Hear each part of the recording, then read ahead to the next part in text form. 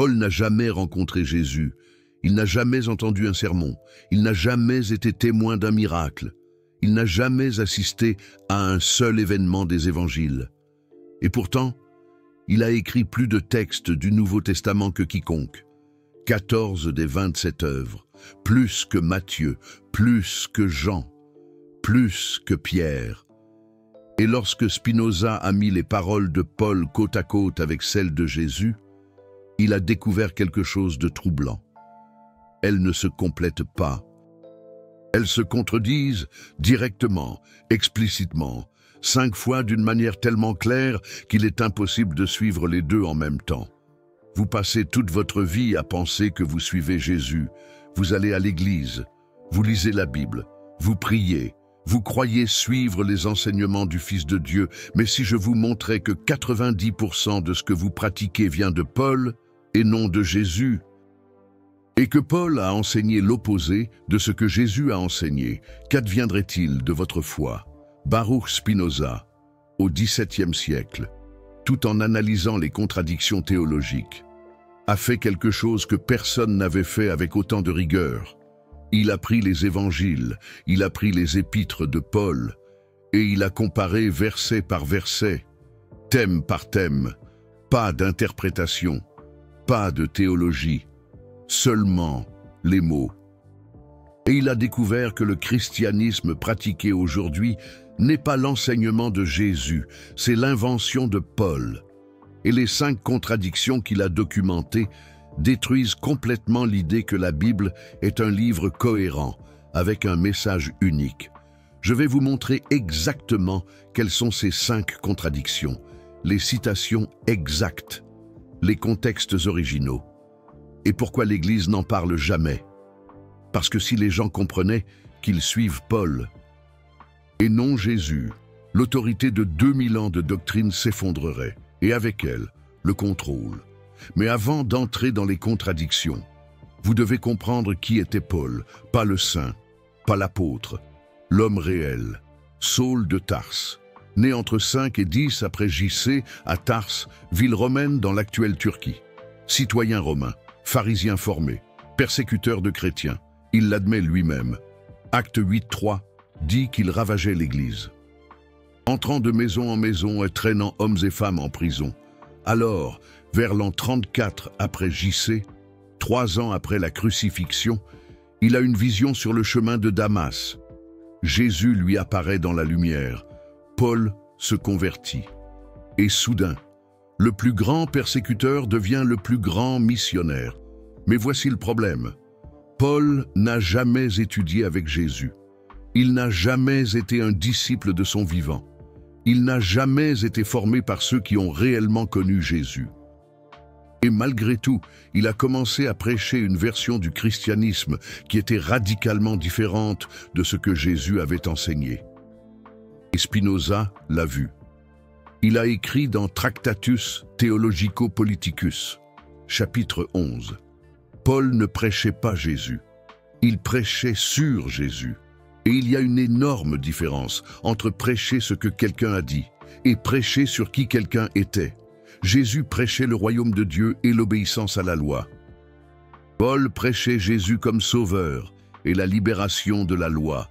Ce sont des messages opposés. Maintenant, passons aux 5 contradictions. Et préparez-vous, parce que chacune d'elles va vous faire remettre en question tout ce qu'on vous a enseigné. Contradiction numéro 1. Jésus sur la loi. Paul sur la loi. Jésus dit dans Matthieu 5, 17 à 18, « Ne croyez pas que je sois venu abolir la loi ou les prophètes. Je ne suis pas venu abolir, mais accomplir. Car je vous le dis en vérité, tant que le ciel et la terre ne passeront point, il ne disparaîtra pas de la loi un seul iota ou un seul trait de lettre, jusqu'à ce que tout soit arrivé. » C'est direct. Jésus n'est pas venu changer la loi juive. Il est venu l'accomplir. Et tant que le monde existera, la loi demeure. Tout iota, tout trait de lettre. Rien ne change. Paul dit dans Romains 6, 14, « Car le péché n'aura point de pouvoir sur vous, puisque vous êtes non sous la loi, mais sous la grâce. » Et dans Galates 3, 13. Christ nous a rachetés de la malédiction de la loi, étant devenu malédiction pour nous. Et dans Éphésiens 2, 15, il a annulé par sa chair la loi des ordonnances, qui consistait en des commandements. Vous voyez le problème? Jésus dit explicitement qu'il n'est pas venu abolir la loi. Paul dit explicitement que Jésus a aboli la loi. Les deux ne peuvent pas savoir raison. Si Jésus n'est pas venu abolir, alors Paul a tort. Si Paul a raison, alors Jésus a menti ou ne savait pas ce qu'il faisait. Et voici le point que Spinoza a martelé. Les chrétiens modernes suivent Paul. Ils ne suivent pas la loi juive. Ils ne gardent pas le sabbat. Ils ne suivent pas les lois alimentaires. Ils ne se font pas circoncire. Pourquoi? Parce que Paul a dit qu'il n'en avait pas besoin. Mais Jésus n'a jamais dit cela. Jésus a suivi la loi jusqu'au dernier jour et il a dit que tous devraient suivre. Alors, quand vous allez à l'église le dimanche, que vous mangez du bacon au petit déjeuner et que vous ignorez le sabbat, vous ne suivez pas Jésus, vous suivez Paul et Paul a contredit Jésus. Calmez-vous, parce que la partie la plus importante arrive maintenant. Contradiction numéro 2. Jésus sur le salut, Paul sur le salut. Jésus dit dans Matthieu 19, 16 à 17, « Un homme demande, « Maître, que dois-je faire de bon pour avoir la vie éternelle ?» Jésus répond, « Si tu veux entrer dans la vie, observe les commandements. » Matthieu 7, 21. « Ceux qui me disent, « Seigneur, Seigneur », n'entreront pas tous dans le royaume des cieux, mais celui-là seul qui fait la volonté de mon Père qui est dans les cieux. » Luc 10, 25 à 28. Un docteur de la loi demande ce qu'il doit faire pour hériter la vie éternelle. Jésus répond, « Qu'est-il écrit dans la loi? Comment lis-tu? Fais cela et tu vivras. » Le message est cristallin. Le salut vient de faire, garder les commandements, accomplir la volonté de Dieu, les œuvres, l'action. Paul dit dans Romains 3, 28, « Car nous pensons que l'homme est justifié par la foi, sans les œuvres de la loi. » Éphésiens 2, 8 à 9. « Car c'est par la grâce que vous êtes sauvés, par le moyen de la foi, et cela ne vient pas de vous, c'est le don de Dieu. Ce n'est point par les œuvres, afin que personne ne se glorifie. » Galates 2, 16. Néanmoins, sachant que l'homme n'est pas justifié par les œuvres de la loi, mais par la foi en Jésus-Christ, nous aussi nous avons cru en Jésus-Christ, afin d'être justifiés par la foi en Christ et non par les œuvres de la loi, parce que nulle chair ne sera justifiée par les œuvres de la loi. De nouveau, contradiction directe. Jésus enseigne que le salut requiert de garder les commandements et de faire des œuvres. Paul enseigne que le salut est par la foi seulement. Indépendamment des œuvres, vous ne pouvez pas suivre les deux. Si Jésus a raison, alors la foi sans les œuvres ne sauve pas. Si Paul a raison, alors Jésus compliquait inutilement les choses lorsqu'il a dit de garder les commandements. Et voici le choc. Le christianisme évangélique moderne est à 100% Paul, le salut par la foi seulement. Sola fide, c'est le pilier de la réforme protestante, mais ce n'est pas l'enseignement de Jésus. Jésus n'a jamais dit qu'il suffisait de croire. Il a dit « faites, gardez, obéissez ». Et Spinoza a noté quelque chose de plus profond. Il a dit « Paul avait besoin de cette doctrine ». Parce que Paul prêchait aux païens, aux non-juifs, des personnes qui n'avaient jamais entendu parler de la loi juive. Si Paul disait qu'il devait garder 613 commandements, personne ne se convertirait. Alors, il a simplifié, la foi seulement. Croyez en Jésus et vous êtes sauvés. Mais, ce faisant, il a contredit Jésus. Et ce n'est pas de l'interprétation, c'est une citation directe. Jésus a dit une chose, Paul a dit l'opposé. Contradiction numéro 3, Jésus sur Pierre. Paul sur Pierre. Jésus dit dans Matthieu 16, 18 à 19, Et moi je te dis que tu es Pierre, et que sur cette pierre je bâtirai mon église, et que les portes du séjour des morts ne prévaudront point contre elle. Je te donnerai les clés du royaume des cieux. Jésus choisit Pierre. Donne de l'autorité à Pierre, les clés du royaume, le fondement de l'église. Paul dit dans Galates 2, 11 à 14, « Lorsque Pierre vint à Antioche, je me suis opposé à lui face à face, parce qu'il avait tort. Car avant l'arrivée de certaines personnes de la part de Jacques, il mangeait avec les païens. Mais quand ils sont arrivés, il a commencé à se retirer, craignant ceux de la circoncision. Alors j'ai dit à Pierre, devant tout le monde, « Si toi qui es juif, tu vis comme un païen et non comme un juif, comment peux-tu obliger les païens à vivre comme des juifs ?» Paul confronte Pierre publiquement. Il le traite d'hypocrite. Il dit qu'il a tort. Mais attendez, Jésus a donné les clés du royaume à Pierre. Jésus a dit que l'Église serait bâtie sur Pierre. Et Paul, qui n'a jamais connu Jésus, pense qu'il peut corriger Pierre publiquement.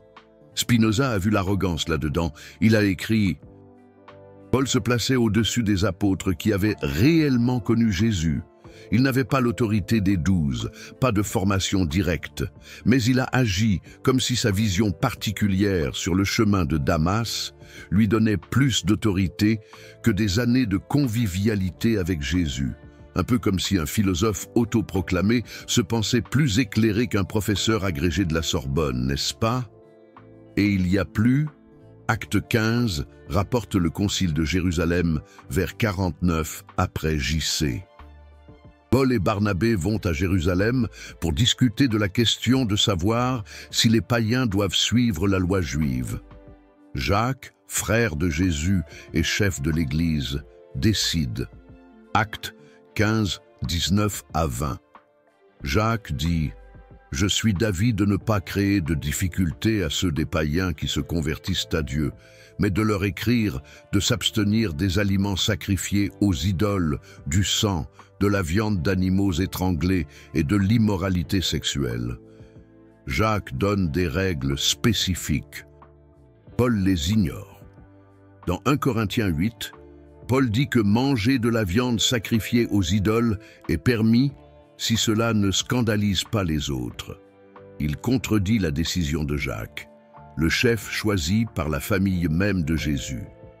Et Paul pense qu'il peut faire cela parce qu'il a eu une vision. C'est un peu comme remettre en question une loi votée par l'Assemblée nationale sous prétexte d'une inspiration personnelle, non? C'est ce que Spinoza appelait la fondation du christianisme sur du sable, pas sur pierre, la pierre choisie par Jésus, mais sur Paul, un homme qui s'est auto-proclamé apôtre. Gardez cela en tête, parce que cela prendra tout son sens quand je vous montrerai la contradiction la plus explosive. Contradiction numéro 4, Jésus sur le jugement, Paul sur le jugement. Jésus dit dans Matthieu 7, 1 à 2, « Ne jugez pas, afin que vous ne soyez pas jugés. Car de la même manière que vous jugez, vous serez jugés, et avec la mesure dont vous vous servez, on vous mesurera aussi. » Luc 6, 37. Ne jugez pas, et vous ne serez pas jugés. Ne condamnez pas, et vous ne serez pas condamnés. Pardonnez, et vous serez pardonnés. Jean 8, 7. Jésus défendant la femme prise en adultère. Que celui qui est sans péché jette le première pierre. Le message est clair. Ne jugez pas, ne condamnez pas, pardonnez. Jésus enseigne constamment la miséricorde et le non-jugement. Une approche qui rappelle la philosophie de Montaigne, prônant la tolérance et la compréhension. Paul dit dans 1 Corinthiens 5, 3 à 5, parlant d'un homme en relation immorale. Moi, pour ma part, même absent, j'ai déjà jugé celui qui a agi de la sorte. Livrez cet homme à Satan pour la destruction de la chair. 1 Corinthiens 6, 2 à 3. Ne savez-vous pas que les saints jugeront le monde ? Et si vous jugez le monde, n'êtes-vous pas capable de juger des questions triviales?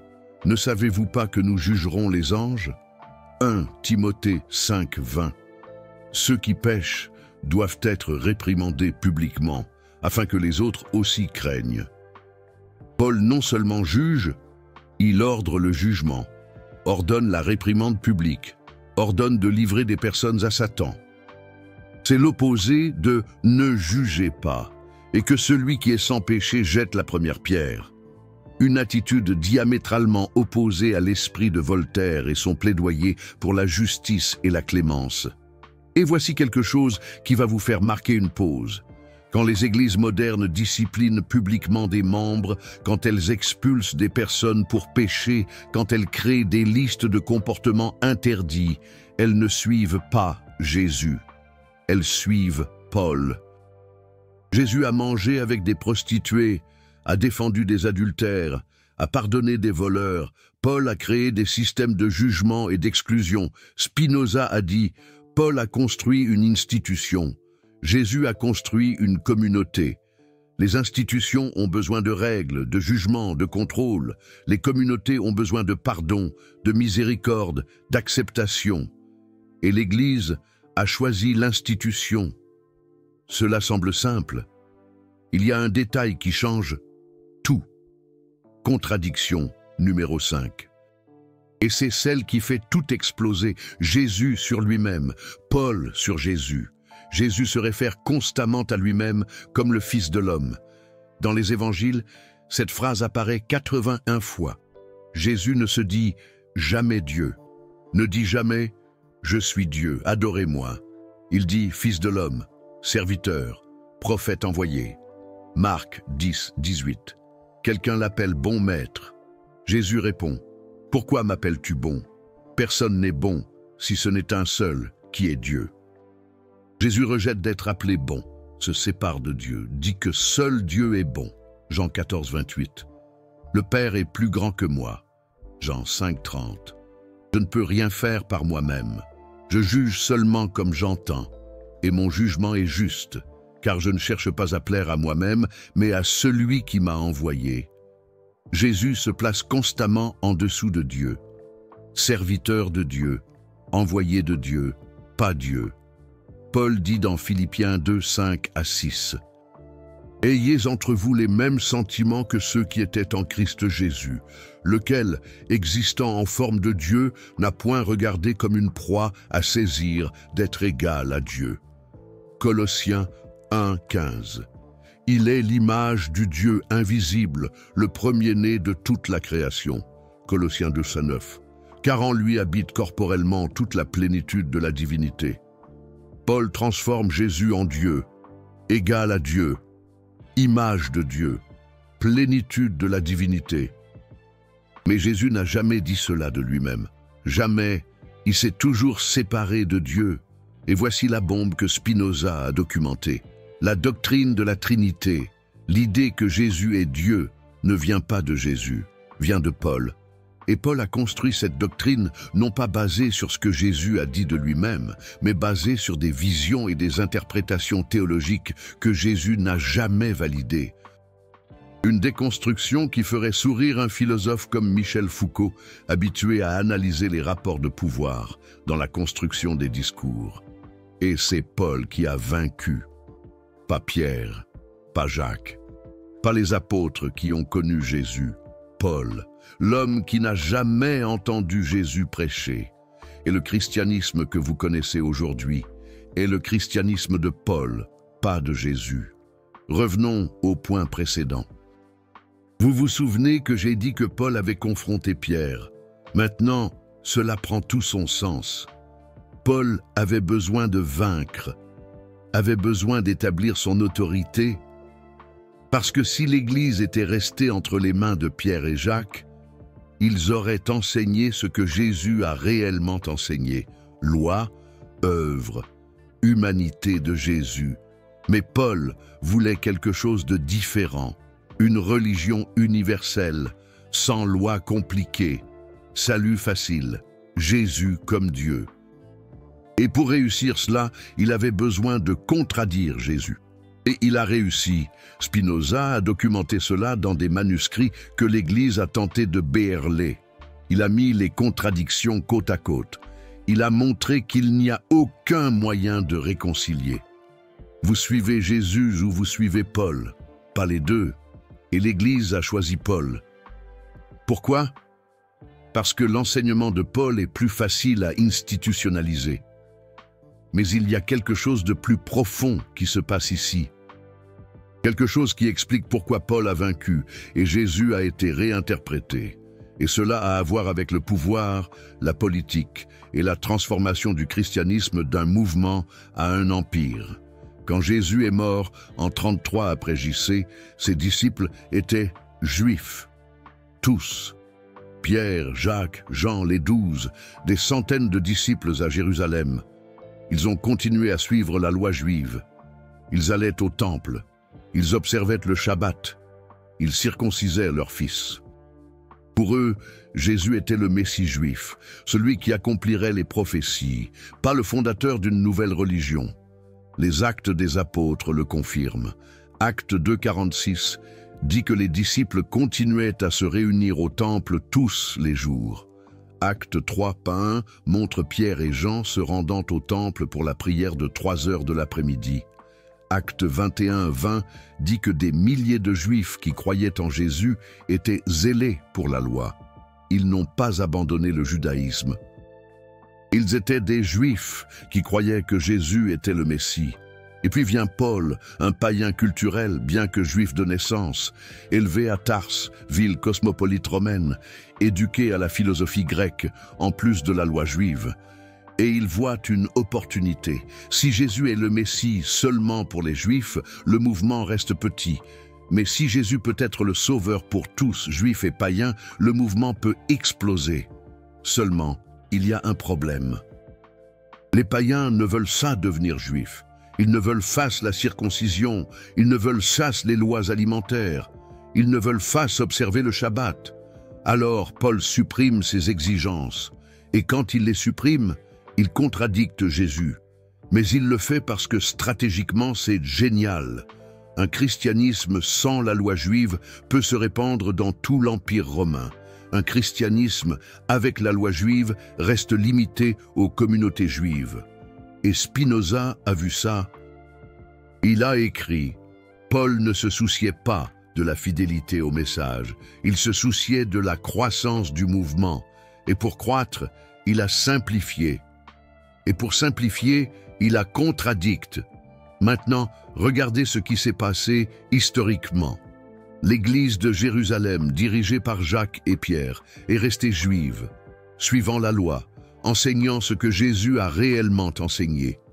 Les églises de Paul, réparties en Asie mineure, en Grèce et à Rome, suivaient la version paulinienne. Sans loi, la foi seulement, Jésus comme Dieu. Et en 70 après JC, quelque chose de catastrophique se produit. Rome détruit Jérusalem, le temple est brûlé, la ville est rasée, et l'église de Jérusalem, le centre du christianisme originel, est dispersé, beaucoup sont tués. Ceux qui survivent s'enfuient, et le centre de gravité du christianisme se déplace, de Jérusalem à Antioche, à Éphèse, à Rome. Et dans ces endroits, qui domine? Paul.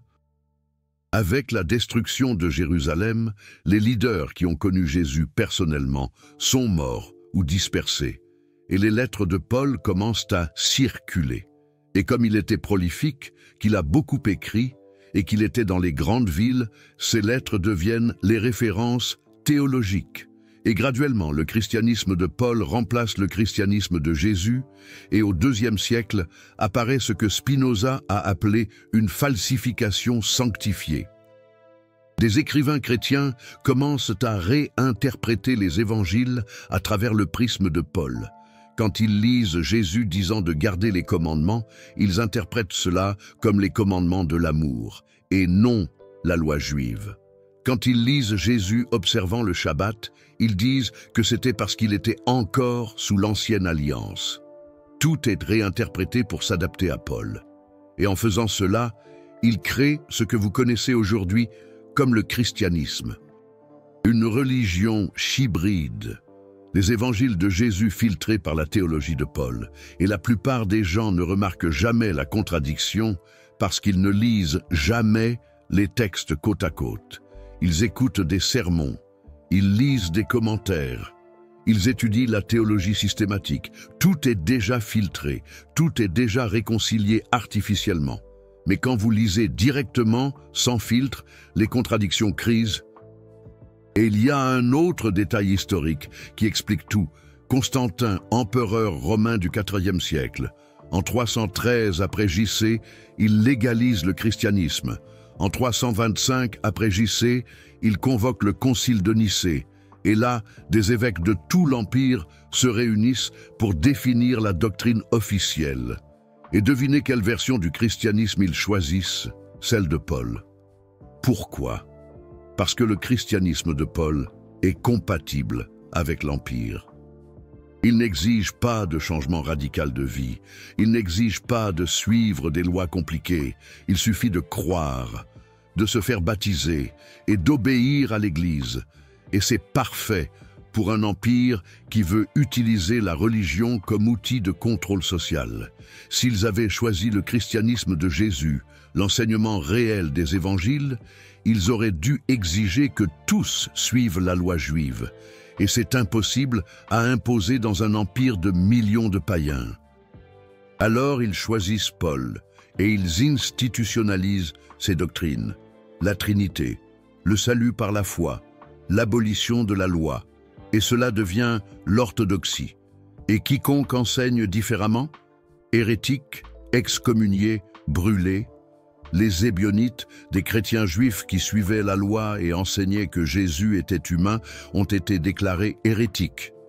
Les Nazaréens, un groupe qui suivait les enseignements originaux de Jacques, ont été persécutés.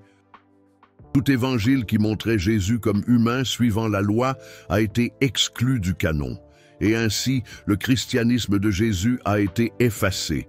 Et le christianisme de Paul est devenu la seule version autorisée. Spinoza a documenté cela en utilisant des sources historiques que l'Église préférait cacher. Il a cité Eusèbe, historien du IVe siècle, qui mentionnait les Ébionites et les Nazaréens. Il a cité Irénée, qui au IIe siècle luttait déjà contre des groupes qui enseignaient un Jésus humain. Il a montré que dès le début, il y avait une guerre théologique. Et Paul a gagné, pas parce qu'il avait raison, mais parce que sa version servait mieux le pouvoir institutionnel. Et voici la vérité brutale. Le christianisme qui domine le monde aujourd'hui n'est pas l'enseignement d'un charpentier juif qui prêchait dans l'arrière-pays de Galilée. C'est la théologie d'un citoyen romain éduqué à la philosophie grecque qui n'a jamais connu Jésus, mais qui a su comment vendre un message à un empire. Et les 5 contradictions que je vous ai montrées en sont la preuve. Parce que si Jésus et Paul disaient la même chose, il n'y aurait pas de contradiction, il y aurait une complémentarité. Mais il n'y en a pas, il y a une opposition directe. Et cela n'a de sens que lorsque vous comprenez que Paul ne transmettait pas Jésus. Il créait quelque chose de nouveau, et ce quelque chose de nouveau a gagné. Et c'est devenu ce que vous appelez le christianisme. Maintenant, pensez à l'impact personnel de cela. Vous avez été élevé en pensant que vous suiviez Jésus. Vous avez été baptisé au nom de Jésus. Vous priez Jésus. Vous chantez à propos de Jésus. Mais en pratique, vous suivez Paul. Les doctrines auxquelles vous croyez, le salut par la foi, l'abolition de la loi, Jésus comme Dieu, sont pauliniennes. Elles ne viennent pas des évangiles, elles viennent des épîtres, et ce n'est pas un accident. C'est le résultat de 2000 ans de filtrage institutionnel. L'Église vous a enseigné Paul et l'a appelé Jésus. Et vous avez accepté parce que vous avez fait confiance. Mais Spinoza vous montre, ne faites pas confiance, vérifiez, lisez par vous-même. Et quand vous lirez, vous découvrirez que vous avez été trompé. Et cette tromperie n'est pas seulement théologique, elle est psychologique. Parce que lorsque vous découvrez que la base de votre foi est construite sur des contradictions non résolues, vous devez choisir ignorer et continuer, ou reconnaître et reconstruire. Spinoza a choisi de reconstruire, et il a été détruit pour cela, excommunié par la communauté juive pour avoir remis en question l'autorité rabbinique. rejeté par les chrétiens pour avoir exposé les contradictions bibliques. Il est mort seul à 44 ans, vivant de polir des lentilles, parce que personne ne voulait de ses idées. Mais il a laissé la vérité documentée. Et 300 ans plus tard, des biblistes ont commencé à confirmer ce qu'il avait dit. La critique textuelle moderne montre que les évangiles ont été édités, que des phrases ont été ajoutées, que Paul contredit réellement Jésus. Spinoza avait raison, et l'Église le savait depuis le début. Et maintenant, vous le savez aussi. La foi seule, c'est simple à prêcher. Pas besoin d'expliquer 613 commandements, pas besoin d'enseigner la Torah. Il suffit de dire « croyez » et vous êtes sauvés. Et ça remplit les églises, ça génère des offrandes, ça crée des systèmes de contrôle basés sur des doctrines que Paul a inventées. Mais Jésus n'a jamais voulu ça. Jésus voulait une transformation, un changement de vie, une obéissance radicale à ce qui est juste. Et ça, c'est difficile. Ça ne remplit pas les églises, ça ne crée pas d'empire. Alors Paul a créé une version plus vendable. Et il a gagné. Maintenant, vous vous dites peut-être, mais Paul est dans la Bible. Si la Bible est la parole de Dieu, alors Paul aussi. Mais attendez, parce qu'il y a autre chose, quelque chose que les archéologues ont trouvé et que l'Église ne divulgue jamais. Les lettres que Paul a écrites n'étaient pas considérées comme une écriture sacrée. Et pendant au moins 200 ans après sa mort, c'étaient des lettres, une correspondance, des conseils pour des églises spécifiques, pas une révélation divine. Ce n'est qu'au IVe siècle, au Concile de Carthage en 397 après J.C., que les épîtres de Paul ont été officiellement incluses dans le canon biblique. Et qui a décidé ça? Des évêques, des hommes de l'institution, qui suivaient déjà les doctrines de Paul. Alors ils ont canonisé les lettres qui confirmaient ce qu'ils pratiquaient déjà, et ils ont exclu les évangiles qui montraient Jésus enseignant des choses différentes, comme l'évangile des Hébreux, l'évangile des Ébionites, des textes qui montraient Jésus suivant la loi, mettant l'accent sur les œuvres. Étant humain, Spinoza a trouvé des références à ces évangiles, dans des citations de pères de l'Église du IIe siècle. Origène a mentionné l'évangile des Hébreux. Eusèbe a cité l'évangile des Ébionites, mais tous deux ont été exclus du canon. Pourquoi? Parce qu'ils contredisaient Paul, et au IVe siècle, Paul avait déjà gagné. La Bible que vous avez n'est pas un registre neutre de ce qui s'est passé. C'est une compilation éditée par une institution qui avait déjà choisi Paul plutôt que Jésus. Et les 5 contradictions que je vous ai montrées le prouvent. Alors, voici la vérité que l'Église ne veut pas que vous sachiez. Le christianisme n'est pas une religion fondée par Jésus, c'est une religion sur Jésus, fondée par Paul. Jésus a prêché le judaïsme réformé. Paul a prêché une nouvelle religion. Et Paul a gagné, parce que sa version était plus facile à répandre et à institutionnaliser. Et ce n'est pas une attaque contre la foi, c'est une invitation à l'honnêteté. Si vous voulez réellement suivre Jésus, lisez ce que Jésus a dit, pas ce que Paul a dit à son sujet. Lisez les sermons, les paraboles, les commandements directs, et vous allez découvrir quelqu'un de radicalement différent, du Jésus qu'on prêche dans les chairs. Spinoza a fait ça, et il a été excommunié, pas pour nier Dieu, mais pour montrer que les institutions religieuses ont déformé le message original, pour maintenir le contrôle, et 500 ans plus tard, les mêmes institutions font encore ça, mais vous n'êtes pas obligé d'accepter. Vous avez les 5 contradictions. Les citations exactes. Vous pouvez vérifier, ouvrez la Bible, lisez Matthieu 5, 17, et ensuite Romains 6, 14, lisez Matthieu 19, 16, et ensuite Éphésiens 2, 8. Lisez les mots et décidez par vous-même qui dit la vérité, Jésus, qui a vécu, enseigné, est mort, ou Paul, qui a eu une vision, prêché, gagné. Le choix a toujours été le vôtre. Mais maintenant, vous savez que c'est un choix, et que suivre ce qu'on appelle le christianisme ne signifie pas suivre Christ, ça signifie suivre Paul. Et Paul a contredit Jésus 5 fois, mot par mot. Maintenant vient la transformation. Que faites-vous de cette information? Comment cela change-t-il votre vie? Parce que découvrir qu'on a été trompé n'est pas la fin, c'est le commencement. Première transformation. Lisez les évangiles sans le filtre de Paul. Prenez seulement Matthieu, Marc, Luc et Jean. Ignorez Romains, Corinthiens, Galates. Et voyez quel message émerge. Vous allez trouver un Jésus qui met l'accent sur le faire, pas seulement sur le croire. Un Jésus qui suit la loi, pas qui l'abroge.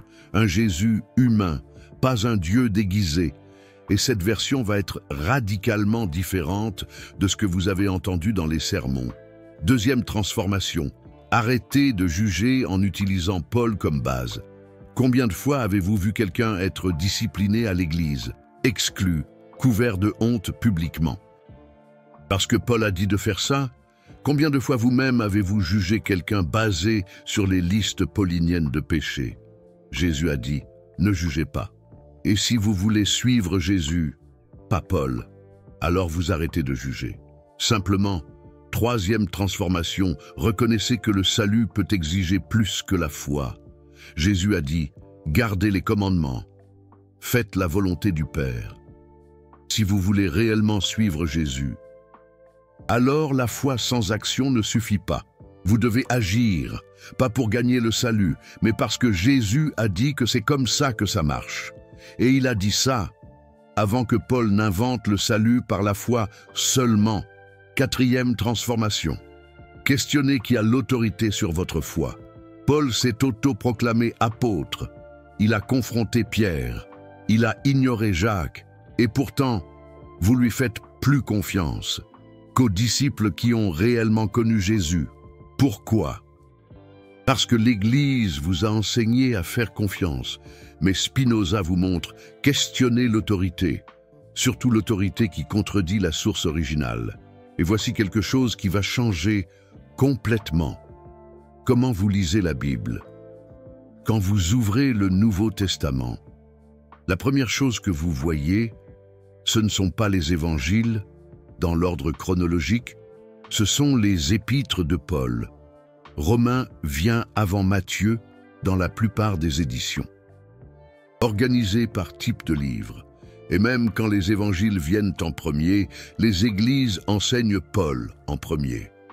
Combien de sermons avez-vous déjà entendus sur Romains, sur Éphésiens, sur Galates? Maintenant, combien de sermons expositifs avez-vous entendu verset par verset du sermon sur la montagne dans Matthieu 5 à 7? La proportion est absurde.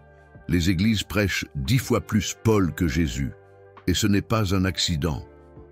Parce que Paul est plus facile à systématiser, Paul écrit de la théologie, des doctrines, des affirmations claires sur le salut, la justification, la sanctification.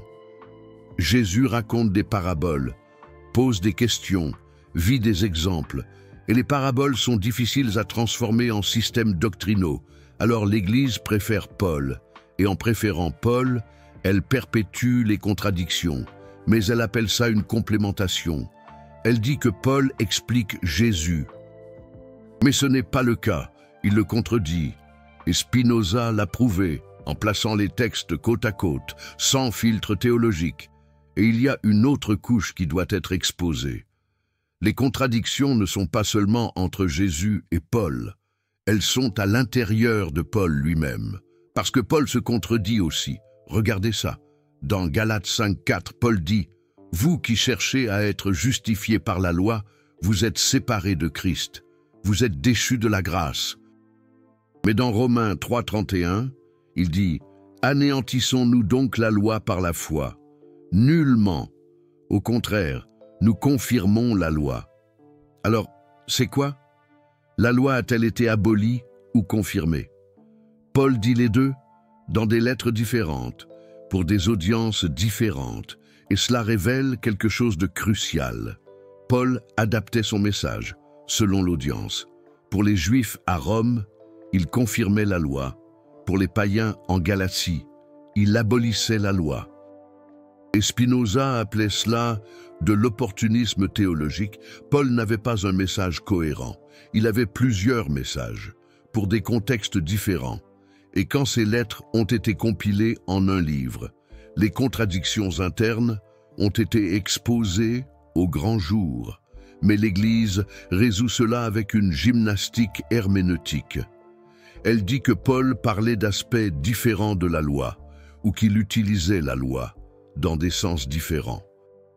Ou que vous devez comprendre le contexte culturel, tout cela pour éviter d'admettre que Paul n'était pas cohérent.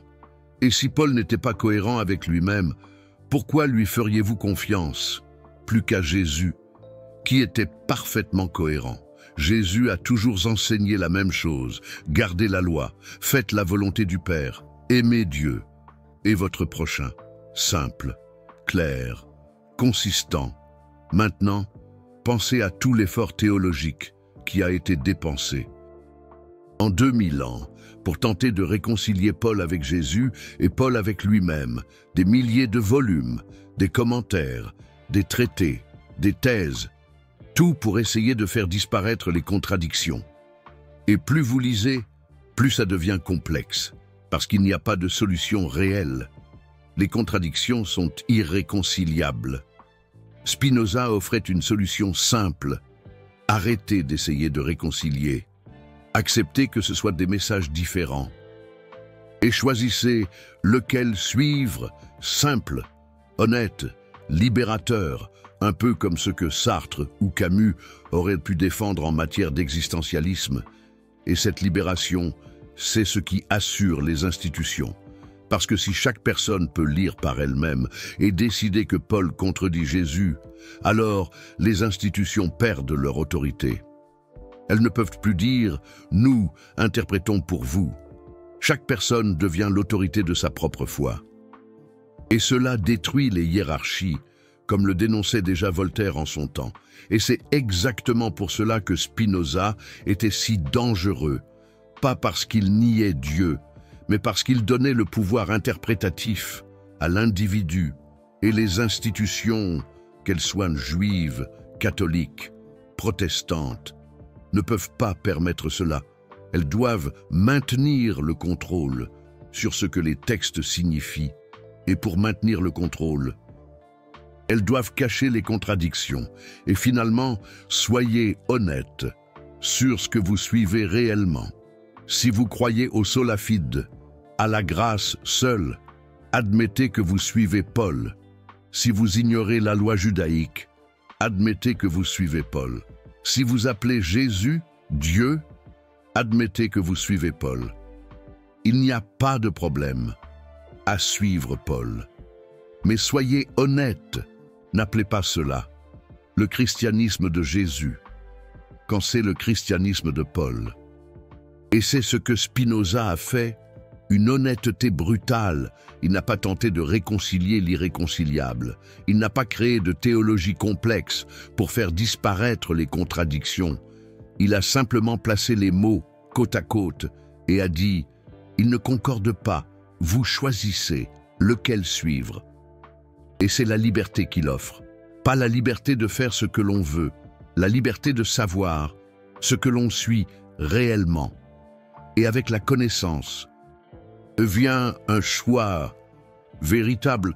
Vous venez de découvrir que le christianisme moderne a été construit sur les contradictions de Paul et non sur les enseignements de Jésus, que des documents historiques et l'analyse textuelle le prouvent, et que l'Église a choisi d'institutionnaliser Paul parce que c'était plus facile à contrôler.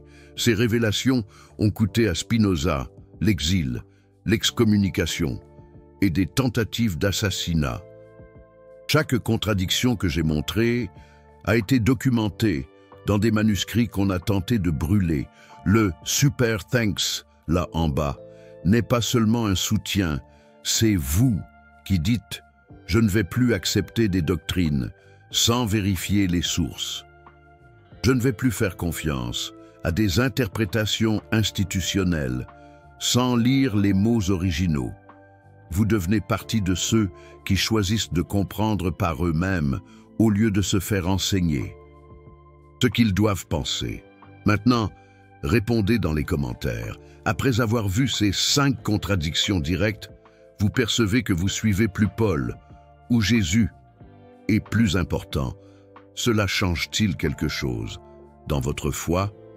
Ou préférez-vous continuer à suivre la version institutionnalisée? Il n'y a pas de réponse juste. Il y a seulement l'honnêteté. Sur qui vous suivez réellement?